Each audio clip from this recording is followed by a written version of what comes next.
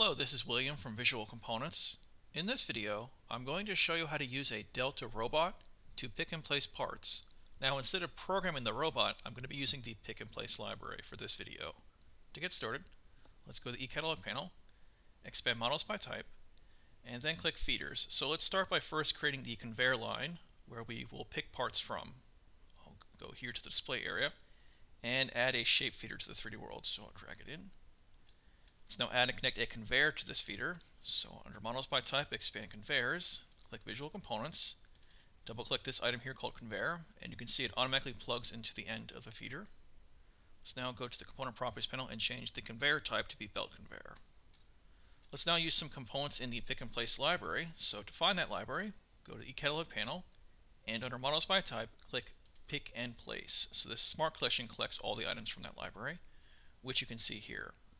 Let's add a pick and place double sensor conveyor. So I'll double click the item and it automatically connects to the end of this conveyor here. Let's now copy this conveyor, and I'll use a shortcut here called clone, and this will quickly copy and paste the selected component. And let's now plug this conveyor into the end over here. Let's now copy these conveyors. So I'll select the first conveyor here, hold down the control key, add this conveyor to my selection and this conveyor, and then clone them. And here are the copies, and let's now position them close to one another. So this will be where I pick parts from, this will be where I place parts. I'll use the view selector here to get a top-down view. And let's go ahead and move them close, close, close. That looks good. So right about there. So now, let's see how this works. I'll run a simulation, speed it up just a bit, and we can see the feeder over here creates these big boxes. Now, it's probably a bit too big for a Delta robot, so let's stop the simulation, select our shape feeder here, and in the component properties panel, I'll click product params, and let's change the box height, length, and width to 100. So 100, 100, 100. So we created kind of a cube. And let's also change the interval that these parts are created. So in the default tab, set the creation interval, change it from 5 seconds to be 1 second. And let's reset and see how this looks. So now it's creating these teeny tiny boxes, so cute, but they actually have the same orientation, the same position. So let's actually apply some random offset to kind of rotate them and make them be in a different part of the path when they enter it. So let's reset.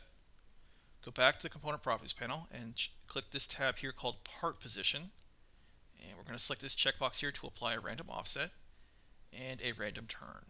And for the uniform distribution for the random offset, let's change this to be -150 to 150, and this is based on the width of the feeder right now. So if I run the simulation, here comes the boxes, and they're at different locations and different orientations. Great. Let's reset. And let's now set up our robot and controller. So let's first add our pick and place controller, so drag it into the 3D world.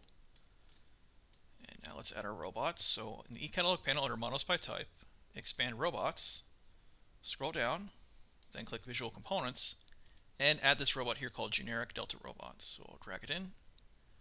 I'll then use the P&P command to plug the robot into the conveyor. And you get this blue arrow here. That means that the robot is attached to the controller. So if I select the controller here and move it around, the robot moves with it. So this robot is a child component. Now, you can either mount a robot on the floor or on the ceiling. So with the controller selected, I'll go to the component properties panel, and you have this property here called mount. So right now it's floor, but I can change it to be ceiling. But for this video, we're not going to focus on that. So let's just use a mount of floor, and we'll just reposition the controller and the robot. So let's use the move tool. I'll right click in the 3D world, point at manipulation, and then click move. And let's start by rotating the robot around the y-axis 180 degrees. There we go. Let's move it up along the z-axis. So I'm moving the controller, and also since the robot is a child component, it's moving with it. And we want the robot to be over here. So let's use that y-axis, this y green arrow here, and then the y-axis, and move it up, up, up, and let's get a better view. So I'll go up to a top-down view. Here we go. So that looks good. But let's show the robot's area of reachability. So I'll select the robot in the 3D world, and in the component properties panel default tab, there's this property here called show workspace. So select that, and you can now get a visual indication of where the robot can reach. So Right now that area reachability, that you can see that halo encompasses this area. But it seems that when parts arrive at this green sensor, they might be out of reach of the robot. So let's select the sensor conveyor here. And we can change the location of these sensors. So they're based on a percentage of the length of this conveyor's path. So in the component properties panel, go down here to be in sensor position. So right now it's 30%, but let's change this to be 50, so 0.5. And now notice that green sensor is in the midpoint of the conveyor at this location. And it's within reach of the robot. So right about there looks fine. We might need to move the robot up a bit, so let's do that now. I'll select the controller and just move it up a bit along that Z-axis. But we also need a tool or a gripper at the end of the robot's arm here. So in the eCatalog panel, let's collapse robots, expand tools, then click visual components.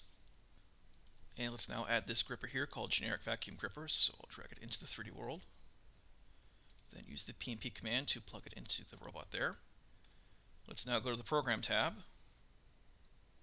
And I want to know if this robot imported this gripper's tool frame. So let's use the jog command to select the robot in the 3D world.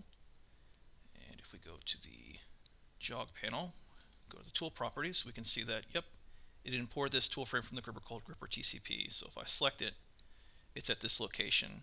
Now to make picking and placing parts easier, I'm going to use a native tool frame in the robot and move it to this same location. So let's first turn on the frames in the 3D world.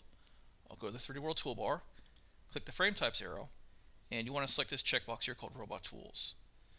And here are the tool frames. Now if your tool frames, the labels are too small for you, you can click the file tab to go backstage, click options, click display.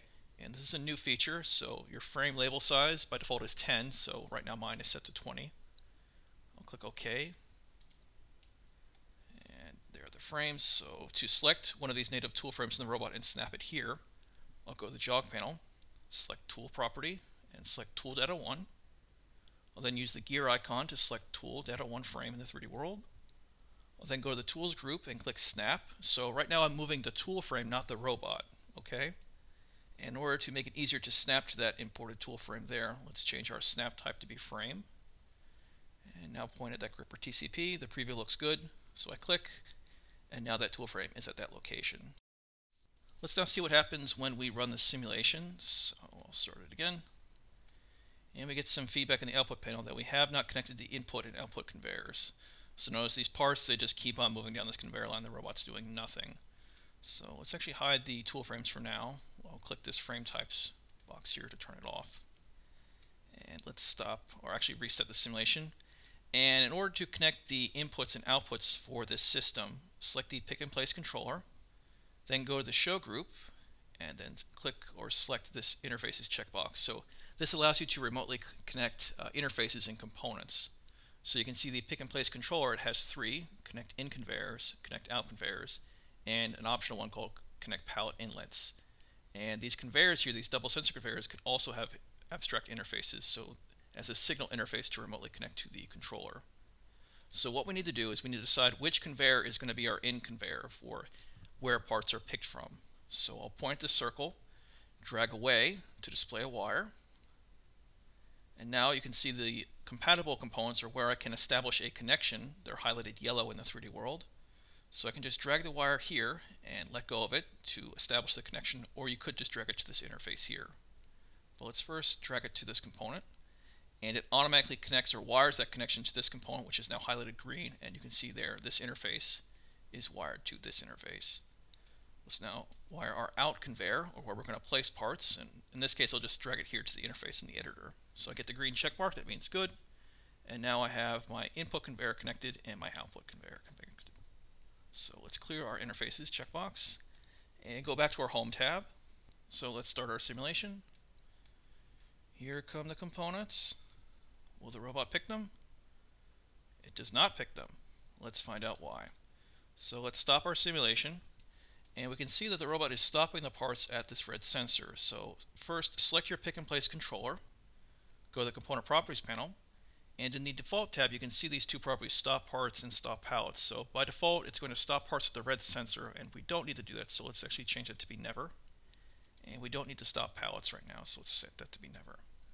Let's now go to the Advanced tab, and you can see that this property here called Place Parts, it's telling the robot to place parts on pallets, but we don't have any pallets right now in the 3D world. So let's change this to place parts on a conveyor.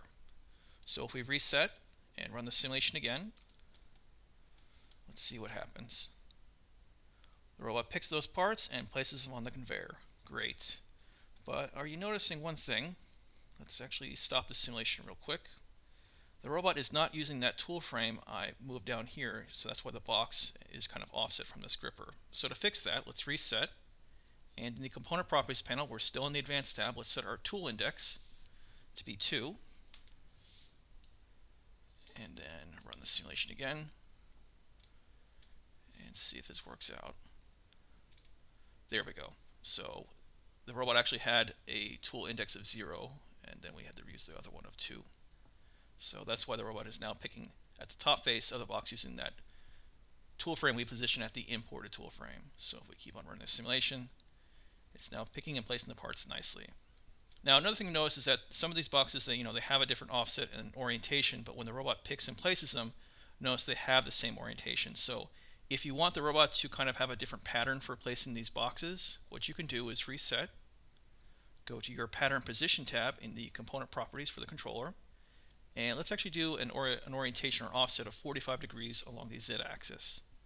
So now let's start our simulation again, and we expect the boxes to have a different orientation. And yep, you can see they're now rotated at a 45-degree angle. Great. I'm now going to show you how to pick and place parts onto a pallet. So let's get some pallets in our layout. I'll go back to the catalog panel and the pick and place library, and I'll add this component here called tray feeder. So I'll drag it into the 3D world. Let's change its conveyor width. So in the component properties panel, set that to be 500. And let's now plug this component to the start of this conveyor line here where we're placing parts. So now if I run the simulation, here come the pallets and the parts, or the boxes, sorry. And they just go right on by. The robot's not picking and placing there. That's because the robot is still being told to place these boxes on the conveyor, not these pallets. So let's reset, go back to our pick and place controller, and in the Advanced tab, set place parts to be on pallets. Let's run the simulation again, and you can see that this is an iterative process. You kind of have to, go step by step. And now it is placing parts on the pallet, but the pallets just keep on moving down the conveyor line. They're not being stopped. So let's actually stop the pallets at this red sensor here. Let's reset, and with the pick and place controller still selected, let's go back to our default tab, and now let's set this stop pallets property to stop the pallets at the red sensor and see what happens. So here come the pallets and boxes. The robot is now picking and placing those boxes onto the pallet, which is great, but let's stop the simulation real quick and look at that mess.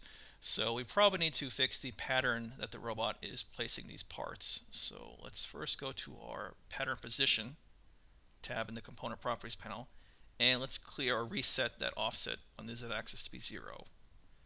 Let's do the simulation again and see how this works out. Alright, it's a bit better, but let's notice one thing about the spacing of the boxes. You can see they're not being put on these slots of the boxes. They're kind of all over the place. So to fix that, let's actually read the pattern from the pallet's dimensions and its slots. So let's reset. The pick and place controller is still selected. Let's now go back to our Advanced tab, and this mostly is with other options. So let's actually go to the Pattern tab, and we can see the component spacing right now is fixed, and it's being read from the controller's parameters, these properties here. So instead of reading the pattern from the controller, let's read it from not the conveyor, but from the pallet itself. So if your pallet has these properties set up, you just have to reference them here. So this is referring to the X property in the pallet, the Y property, and these properties here. So this is the pattern size along the X, Y, and Z axes, and this is the spacing between those, each part. So if I start and stop the simulation real quick and select the pallet here, this tray, you can see there are those properties that I'm referencing to be the pattern.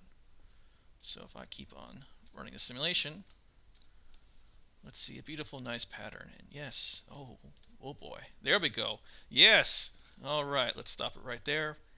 And that looks like a really good pattern. Yep, you can see it's aligned and everything is good. So let's keep on running the simulation. and see the fruits of our labor. Great. What we can do now, let's go ahead and get crazy and add another robot to our layout that can pick the parts from these pallets and put them onto a conveyor. So let's reset, and let's go ahead and copy this conveyor and this conveyor. So I'll use the clone command again, and let's actually plug them into the end of that same conveyor line here. And let's go ahead and clone them again, and plug the copies into this conveyor line here. So now we kind of switch things up. This used to be the conveyor line at this section where we're picking parts from, and this would be the section where we place parts. But now, once the parts reach this end, this is a pallet with parts. This is probably where we want to pick parts from, and this is where we want to place parts. So let's add a new pick and place controller and a different robot this time. So let's go to our eCatalog panel, and let's expand robots under models by type, and let's use an Omron robot, and let's use this big guy, this XL. So drag that in, plug it into the robot, and let's add a gripper. So let's use the gripper that's already here in the robot. So let's clone this real quick. Move it over here and plug it into the end of the robot arm. Let's now go to the Program tab and move a native tool frame in the robot to where the imported one is. So let's go back to our 3D World toolbar and make the tool frames visible. And let's first use the jog command to select the robot so we can see its frames. There they are. Let's now go to the jog panel, and let's use tool data 1, that native tool frame. Use the gear icon to select it.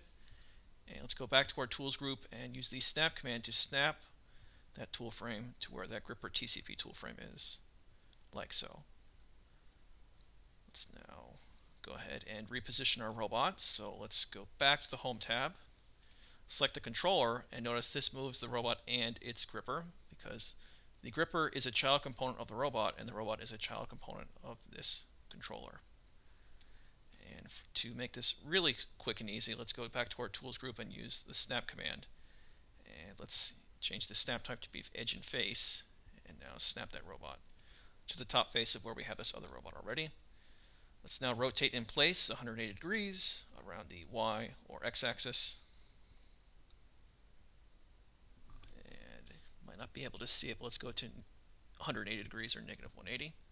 There we go. Drag it away along the x-axis. So far, so good.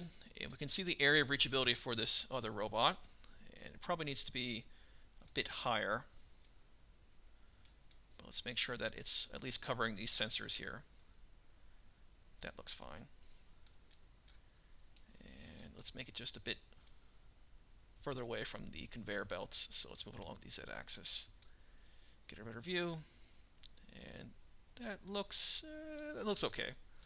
But what we need to do now is tell the robot where to pick parts from and where to place them. So we want to pick parts from this conveyor and place them over here. So let's go back to the show group and turn on the interfaces. And notice it's showing the compatible interfaces for my selected component. So I can connect them to these two conveyors here. Our in conveyor is going to be here where the pallet of parts is coming from. And our out conveyor is going to be this conveyor over here. Let's now hide these interfaces. And let's start the show, or the simulation, sorry. And I think we got some feedback in the output panel, but let's see how this works out. Here come the parts. And we got some feedback that there's something going on. And notice that these pallets are not stopping at the red sensor. So let's reset. With this pick and place controller selected, let's go to the component properties panel, and in the default tab we're going to stop the parts at the red sensor and the pallets by default.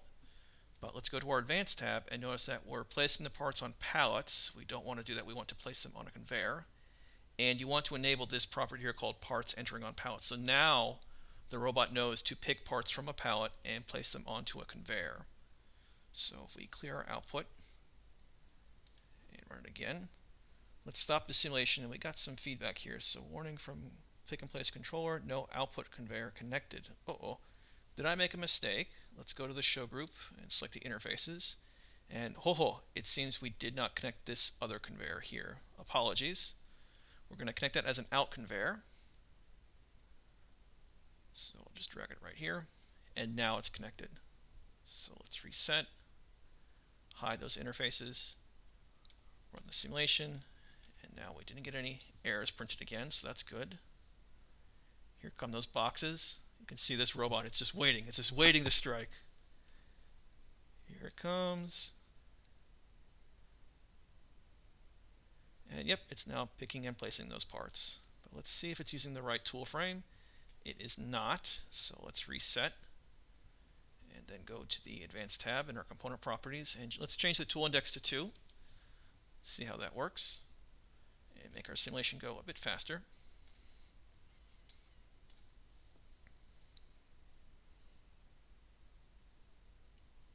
And here comes the pallets of parts. And yep, now the robot is using that right tool frame. But if we notice one thing, let's actually stop it right here. Actually run it again. We can see that the robot is picking the part that's furthest away in this pattern here. So it's picking from the outside instead of the inside first. So we probably want to change this.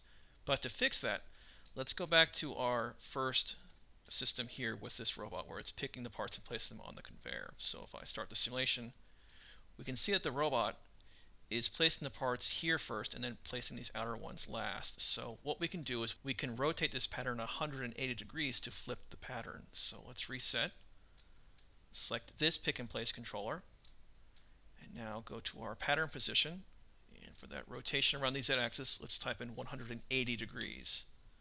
So now if we run the simulation again, here come the parts. And you can see now the robot is placing the parts on this side and then placing the parts on this side. And then if we follow along, the robot is now picking the parts from this inside section here and then from the outside. Like so. Great. Alright, this concludes the video. If you have any more questions, please feel free to visit our forum at forum.visualcomponents.com. And as always, I hope you have a wonderful day.